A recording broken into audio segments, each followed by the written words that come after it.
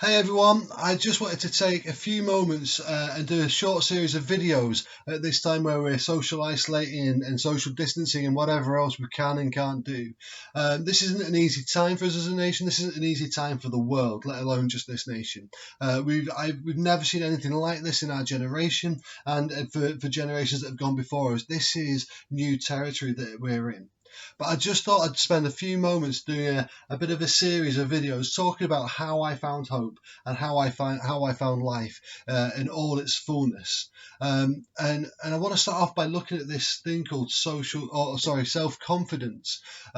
Because you know what, I have a lack of self confidence. I don't feel that I am any good, and it's something that I have battled with time and time and time again. There are times in my life where I've gone through moments of high anxiety because I just don't feel that I'm good enough. I look at my wife and I think, wow, why is she married to a man like me? Why has she picked me? I don't get it. I look at my kids and I think that I'm just not good enough to bring my kids up, that I'm going to let them down. I have these feelings that I'm just not good enough.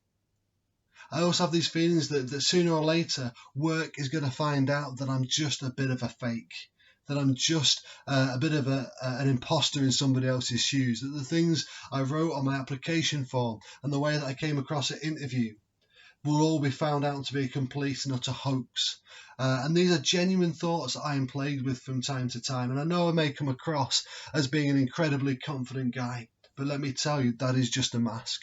And anybody who knows me well will know that that is just a mask. I'm sure I'm not the only person that goes through troubles like this. I'm sure I'm not the only person who goes through thinking like this. So I wanted to talk a little bit about what I've learned through this period of time, particularly in kind of the last 10 or so years. And one is, it's where do I place my identity? Where do I place my identity? And for so long, I've placed my identity in the things that I do, in the things that I've done, in the job that I have, in the roles of authority that I may or may not carry.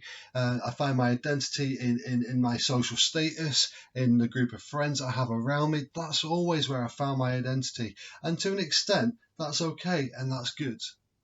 But the problem with placing our identity in places like that is that they soon begin to chip away. And a few years ago, I worked for a charity and did a lot of social kind of action work and evangelism work, sharing my faith basically with people that didn't know it. And after 4 years, the work that we'd spent years building up just crumbled all around me. It all went. My job ended almost instantly. Uh, the walls just came crashing down around everything that we had worked, and I'd worked so hard building up a football team. Gone like that. That was fantastic. A church that we were building just gone like that. Community work that we were heavily involved in gone in a matter of a meeting with my manager at the time.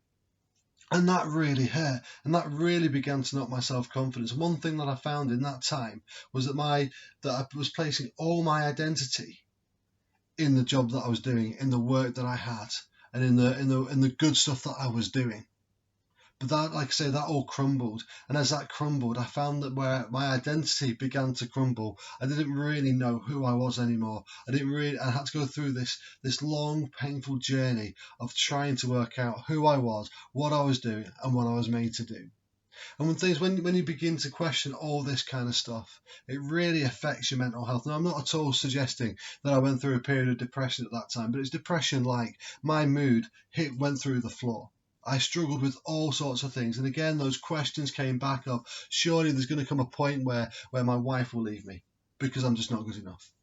Surely there will come a point where my kids will find a better male role model in their life than me. Surely there'll become a time when when people will realise that I'm not the person that I make out I'm going to be. And this all happened because I placed my identity in something that was shakeable, in something that had no grounds, in something that had no foundation. But actually, one of the things that I learned during this time is that actually I am not good enough. And so actually, a lot of the thoughts I was having were right. I am not good enough. And that's the reality of it. Okay, maybe not in the extreme way that I was thinking then, but the reality is I'm not good enough. And sadly, the news is that you are not good enough either. And I'm sure I'm not the only person that's gone through feelings of, with these issues with self-confidence. I'm sure I'm not the only person. And the reality is that we're not good enough. But that's kind of the point. As long as it's not distracting us from who we actually are and it's not affecting our lives, it's okay to come to that point of recognizing that we're not good enough. And that's why Jesus came, because we're not good enough. We all have an element of brokenness in our life. We all mess up. We all miss the target. We all don't do things the way that we should do them all the time, whether that's through work, through parenting, through friendship. But we've all found ourselves in a position of causing hurt to somebody. And I don't mean to be all doom and gloom. But even at work, there are times when we don't work to the best of our ability. There are times when our colleagues probably have to cover for us because we haven't pulled our weight in work. The point is that we all miss the mark at different points. We all mess up and we all are all broken to some extent. But that's why Jesus came. He came so that we might have life and life in all its fullness. He came so that we would have identity in him. He came so that we could find our life in him. In the book of Romans, it's a book in the Bible, part of the New Testament, it says, "For those who are led by the Spirit of God are the children of God." The Spirit you receive does not make you slaves so that you live in fear again. Rather, the Spirit you receive brought about your adoption to sonship. And by him we cry, "Abba, Father." The Spirit testifies with our spirit that we are God's children. Now, if we are children, then we are heirs of God and co-heirs with Christ, if indeed we share in his sufferings, in order that we may also share in his glory. See, what this passage is telling us is that if we follow Jesus, if we have a relationship with Jesus, we are adopted as children into the family of God, that God suddenly becomes our Father. He becomes that father figure that some of us might need. And it means that we don't have to live in fear. It means we don't need to live in this kind of feeling that we need to prove ourselves all the time. And as a man, I can take that maybe more on board than other people. I don't know. Maybe that's me being sexist. I don't know. But I certainly feel that weight as a man that I have to prove myself more and more. But for those who are led by the Spirit of God are children of God. And that's where we need to find our identity. We need to find our identity in the fact that we are children of God. That if you know Jesus, you're a child of God. You're the child of the Creator God, the one who made the heavens and the earth. And by following Jesus, we have adoption of a childhood into God the Father, so that we can call out, "Abba, Father." And then we become heirs of God, co-heirs with Christ, the Son of God. We become his co-heirs because of what he did for us. And that's where we need to find our identity.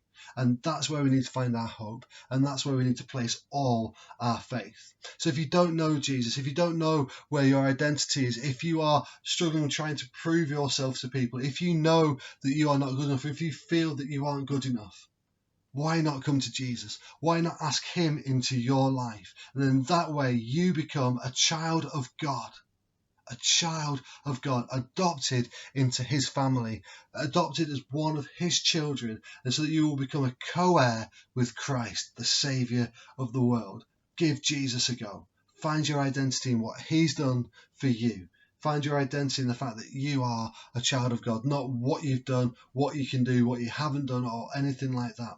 Find your identity in him.